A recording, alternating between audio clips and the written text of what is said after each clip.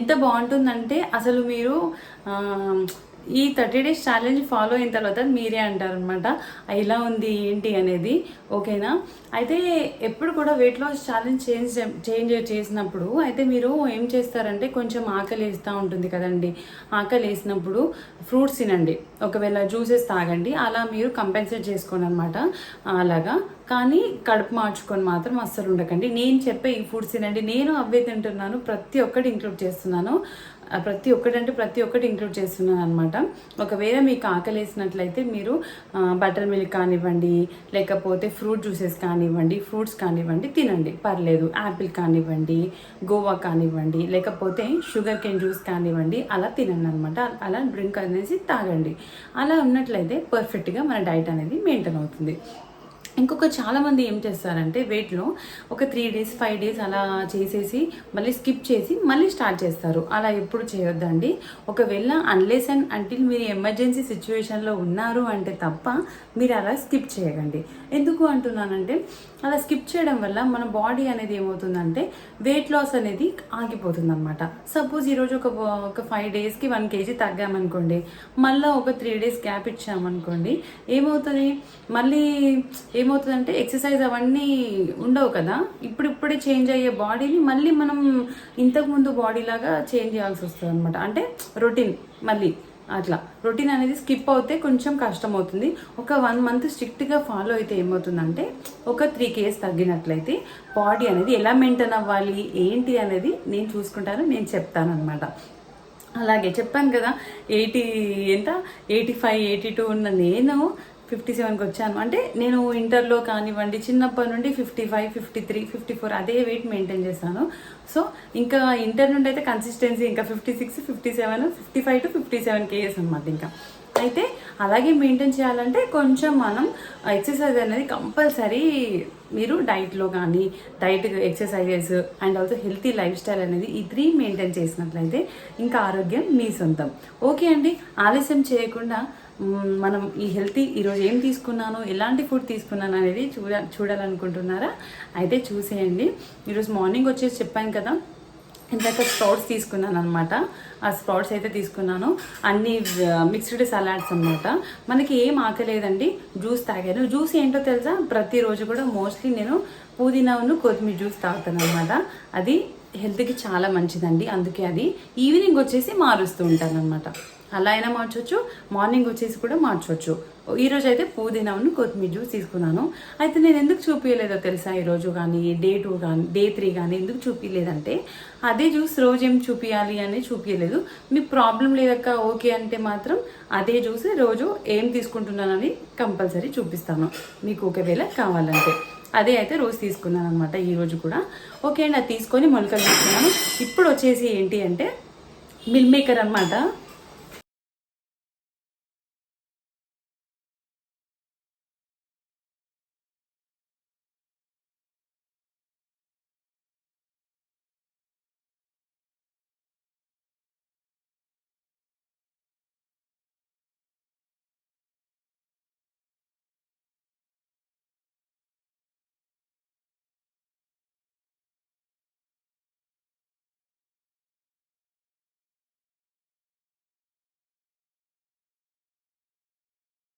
Hi అండి, ఈరోజు అయితే మొలకలు తీసుకున్నానని చెప్పాను కదా, స్ప్రౌట్స్. అయితే మీకు ఒక మంచి టిఫిన్ రెసిపీ చూపించబోతున్నాను అనమాట వెయిట్ లాస్ది. ఇది వచ్చేసి నేను స్ప్రౌట్స్ తీసుకున్నాను, నా చిట్టి తల్లికి అండ్ మా వారికి వచ్చేసి ఇదే తిన్నారనమాట. అయితే ఎలా చేస్తారో చూపిస్తాను. మిల్లెట్స్ ఉంటాయి కదండి, కొర్రలు, అవి వచ్చేసి ఒక 1 బౌల్ తీసుకోవాలన్నమాట. పెద్ద బౌల్ తీసుకొని అలాగే పొట్టున్న మినపప్పు ఉంటుంది కదండి, ఆ పొట్టున్న మినపప్పు 1/2 కప్పు అండ్ అలాగే అటుకులు ఉంటాయి కదండి, దొడ్డు అటుకులు మనం పోహా చేసుకుంటాము, అది కూడా 1/2 కప్పు తీసేసుకోండి. తీసేసుకున్న తర్వాత వాటిని మంచిగా కడిగేసుకొని ఒక 2 టైమ్స్ కడిగేసుకోండి. అలా కడిగేసుకొని నానబెట్టేసుకోవాలన్నమాట. అయితే ఇవెందుకు, మనం బియ్యం కూడా తీసుకోవచ్చు కదా, మరి ఇవెందుకు తీసుకోవాలి అంటే వీటిలో రైస్ కంటే కూడాను అవి ప్రాసెస్డ్ అయిన పోహా కానివ్వండి, లేకపోతే అన్‌ప్రాసెస్డ్ అయిన రెడ్ రైస్ కానివ్వండి, బ్రౌన్ రైస్ కానివ్వండి, మన హెల్త్‌కి చాలా మంచిదనమాట. ఎప్పుడు కూడాను పొట్టున్న మినపప్పు తీసుకోవడానికి ట్రై చేయండి. ఎందుకంటే వాటిలో ఫైబర్ కంటెంట్ అనేది ఎక్కువగా ఉంటుంది కాబట్టి మనకి డైజెషన్ ప్రాబ్లం కానివ్వండి, మనకి జీర్ణక్రియ మంచిగా జరుగుతుందనమాట కడుపులో. మనకి ఎలాంటి అంటే సపోజ్‌గా మనం స్పైసీ ఫుడ్ తిన్నప్పుడు ఎలా ఉంటుందండి స్టమక్‌లో, చాలా వెగటగాను, లేకపోతే పూరి తిన్నప్పుడు అంతా ఆయిల్ ఫుడ్ తిన్నప్పుడు అబ్జర్వ్ చేయండి, కొంచెం నీరసంగా, కొంచెం నిద్ర వచ్చినట్టు మత్తుగా ఉంటుంది. అలా ఏమి ఉండకుండా చాలా హాయిగా ప్రశాంతంగా ఉంటుందన్నమాట. ఇవి తినడం వల్ల ఎన్నో బెనిఫిట్స్. కొర్రలు అయితే చెప్పనక్కర్లేదండి. మనకి ఈ కొర్రలు తీసుకోవడం వల్ల థైరాయిడ్ ఉన్న వాళ్ళు కూడా తీసుకోవచ్చు అండి. అలాగే పీసీఓడి ఉన్న వాళ్ళు కూడా హ్యాపీగా తీసుకోవచ్చు అనమాట. అయితే హ్యాపీగా తీసుకోవచ్చు. మంచిగా ఇలాంటి టిఫిన్స్ మనం చేసి పెట్టినట్లయితే పిల్లలకి మంచిగా ప్రశాంతంగా హ్యాపీగా, అసలు వాళ్ళకి ఎలాంటి హెల్త్ ఇష్యూస్ లేకుండా అయితే ఉంటారనమాట. ఎప్పుడు కూడాను ఇలా హెల్తీగా హ్యాపీగా మీరు ఫుడ్ పెట్టినట్లయితే ఆరోగ్యం మీ సొంతం. ఓకే అండి. అయితే ఇది మనం రుబ్బేసుకున్న తర్వాత ఏం చేస్తామంటే ఫర్మెంట్ అయ్యే వరకు చూసుకోవాలి. నైట్ బయట పెట్టేస్తే మనకు ఫర్మెంటేషన్ అయిన ఫుడ్ అనేది చాలా ఇంపార్టెంట్ అండి. అందుకే నేను పర్టిక్యులర్గా ప్రతి ఒక్క ఫుడ్ గురించి ఎందుకు చెప్తానంటే, ఫర్మెంట్ అయినప్పుడు మనకి మంచి బ్యాక్టీరియా ఫామ్ అవుతుందన్నమాట. లాక్టోబాసిల్లస్ అట్లా పెరుగులో కానివ్వండి, ఇలాంటి ఫర్మెంటెడ్ ఫుడ్లో మంచి బ్యాక్టీరియా ఉంటుంది. మనకి డైజెస్టివ్ ఎంజైమ్స్ అనేవి ఉంటాయి కదా కడుపులో, ఆ ఎంజైమ్స్ని మంచిగా గుడ్ ఫామ్లో రిలీజ్ చేస్తాయి అన్నమాట. అలా గుడ్ ఫామ్లో రిలీజ్ చేసినప్పుడు మనకి యాసిడిటీ ఫామ్ అవ్వడం కానివ్వండి, లేకపోతే అల్సర్స్ ఫామ్ అవ్వడం కానివ్వండి తగ్గుతుందన్నమాట. వీటి కాంబినేషన్కి నేను గ్రీన్ చట్నీ చేశాను. అయితే గ్రీన్ చట్నీ వచ్చేసి పుదీనా కొత్తిమీర చట్నీ అనమాట. చాలా బాగుంటుంది, ఎక్సలెంట్ ఉంటుంది. ఏం లేదండి, ఒక మిరపకాయ, అలాగే పుదీనా, కొత్తిమీర, కరివేపాకు కొంచెం వేసి చేసినట్లయితే పిల్లలకు కూడా ఇలా పెట్టండి. ఎందుకు నేను పర్టికులర్గా ప్రతి ఫుడ్లో మీరు చూసినా, మీరు షేర్ చేసినా చేయకపోయినా ఎందుకు పర్టికులర్గా చెప్తానంటే, నాకు అవగాహన చాలా ఉంది. ఎందుకు అంటే పిల్లలకి ఇలాంటి ఫుడ్ పెడితేనే రేపు భవిష్యత్తులో వాళ్ళు ఆరోగ్యంగా హ్యాపీగా ఉంటారండి. చిన్న ఏజ్ వాళ్ళకి హార్ట్ అటాక్స్ అని అవ్వని ఇవ్వని వస్తున్నాయి. చాలా జాగ్రత్తగా ఉండండి, ఓకేనా. అండ్ అలాగే మనకి ఖచ్చితంగా ప్రోటీన్ ఫుడ్ అయితే ఉండాలి కదండి.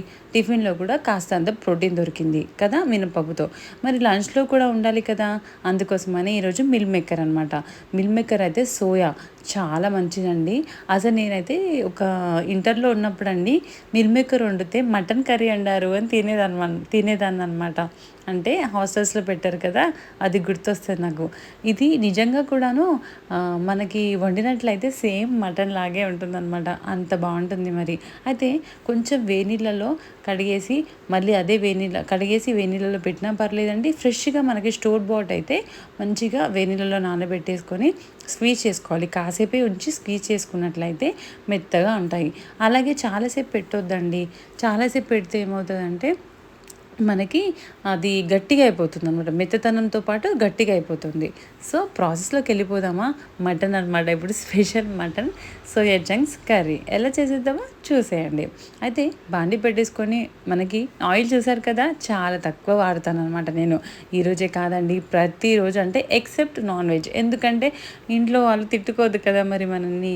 సో అందుకోసమని నాన్ వెజెస్లో తప్ప మా వారికి కొంచెం అన్ని విషయాలలో అడ్జస్ట్ కానివ్వలేదు. వేసుకున్న తర్వాత అవి కొంచెం మగ్గాలన్నమాట అండి. అది కొంచెం ఫ్రై అయిన తర్వాత ఏం చేయండి, బాగా కలపండి. అవి కలిపిన తర్వాత ఏం చేయండి, కొంచెం మగ్గుతున్నాయి అనే టైంలో మనము చాలామంది ఏం చేస్తామంటే మిల్ మేకర్తో టమాటో కాంబినేషన్ చాలా బాగుంటుంది. నేను ఎప్పుడు వండినా కూడా అలాగే వండుతాను అనమాట. కాస్తంత ఫ్రై అయిన టమాటా మగ్గుతున్నాయి అన్నప్పుడు పసుపును అల్లం వేసుకొని కాస్తంత మళ్ళీ కలిపేసుకోండి అనమాట. అలా స్టిర్ చేసుకున్న తర్వాత నేను ఇందులోకి మెంతి పొడి యాడ్ చేస్తాను అనమాట. ఎప్పుడు కూడా మనము ఇలా టమాటో కర్రీస్ ఏమైనా ఏది వండినా కూడా మెంతి టమాటా కర్రీ వండినా ఏది వండినా కాస్తంత మెంతి పొడి యాడ్ చేయడానికి ట్రై చేయండి. అప్పుడు టేస్ట్ అనేది ఎన్హాన్స్ అయ్యి చాలా బాగుంటుంది అబ్బా. మంచిగా ఉంటుంది కర్రీ అయితే, చాలా బాగుంటుంది. పిల్లలందరికీ స్కూల్ స్టార్ట్ అవుతున్నాయి కదండి, బాక్స్లలో ఏదో ఒకటి పెడతా ఉంటాము. అసలు ఏదో ఒకటి ఆగమాగం గజిబిజి అయిపోయి పెట్టకండి, కాస్తంత హెల్తీగా పెట్టడానికి ట్రై చేయండి.